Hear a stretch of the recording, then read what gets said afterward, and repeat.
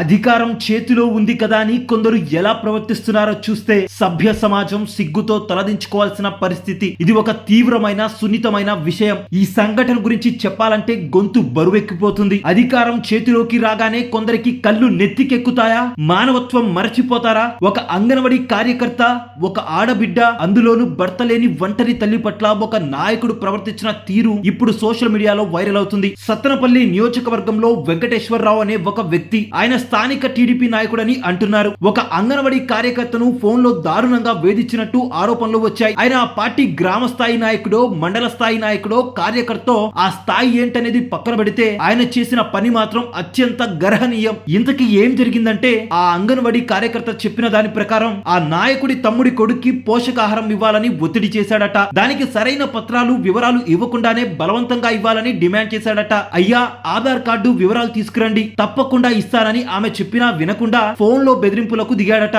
అంతటితో ఆగలేదు. నువ్వు నేను చెప్పినట్టు వినాలి, నేను చెప్పిన దగ్గరికి రావాలి, నా మీటింగ్లకు రావాలని ఒత్తిడి చేయడమే కాకుండా అత్యంత జుబుక్సాకరంగా ఐ లవ్ యూ అని చెప్పడం, అసభ్యంగా మాట్లాడటం, ఒకవేళ నేను చెప్పింది చేయకపోతే తంతాననడం, నాతో పడుకోవాలి అని బెదిరించడం, ఇవన్నీ ఆ నాయకుడి పైశాచికత్వాన్ని తెలియజేస్తున్నాయి. ఆ ఆడబిడ్డ పరిస్థితి ఏంటి? భర్త లేడు, తల్లిదండ్రులు లేరు, ఒక చిన్న పిల్లాడిని పెట్టుకొని అంగన్వాడీ టీచర్ గా పనిచేస్తూ బతుకు బండిని లాగుతున్న ఒంటరి మహిళ. అలాంటి నిస్సహాయురాలిపై ఇంతటి వేధింపుల? ఇదేనా మన సంస్కారం? ఇంకా దారుణం ఏంటంటే, ఆయన కులం పేరుతో కూడా ఆమెను దూషించాడట. అదొక కారణం చేస్తున్నాడు సార్. వాళ్ళ తమ్ముడు కొడుకు పుట్టిన తారీఖు కానీ వాళ్ళ తల్లిదండ్రుల వివరాలు కానీ ఏమి ఇవ్వకుండా అంగన్వాడీ నుంచి వచ్చి పోషకాహారం ఇవ్వాల్సిందిగా నన్ను హెరాస్మెంట్ చేస్తున్నాడు సార్. కనీసం బిడ్డకి ఎటువంటి ఆధార్ కానీ, తల్లికి కూడా ఆధార్ కానీ, తల్లికి బిడ్డకి సంబంధించి ఏమీ ఇవ్వట్లేదు సార్. ఆధార్ తెచ్చుకో అన్నీ ఇస్తున్నారని వస్తానని చెప్పినా వినట్లేదు సార్.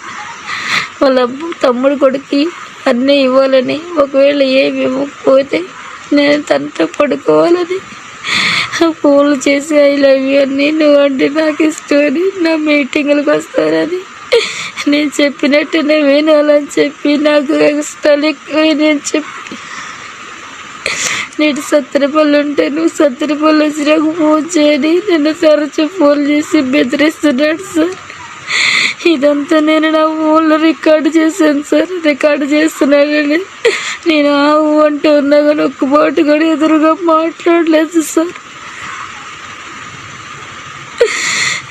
గ్రామ పెద్దలు కూడా సంప్రదించారు సార్. నేను ఎమ్మెల్యే గారి దృష్టికి కానీ విషయాన్ని తీసుకెళ్తే ఎమ్మెల్యే కన్నా గారు నా పట్ల సానుభూతితో, దయతో వెంటనే సీఏ గారికి ఫోన్ చేసి పోలీస్ స్టేషన్లో కేసు పెట్టమని చెప్పారు సార్. సార్ వెంటనే స్పందించారు సార్ నా మాటకి.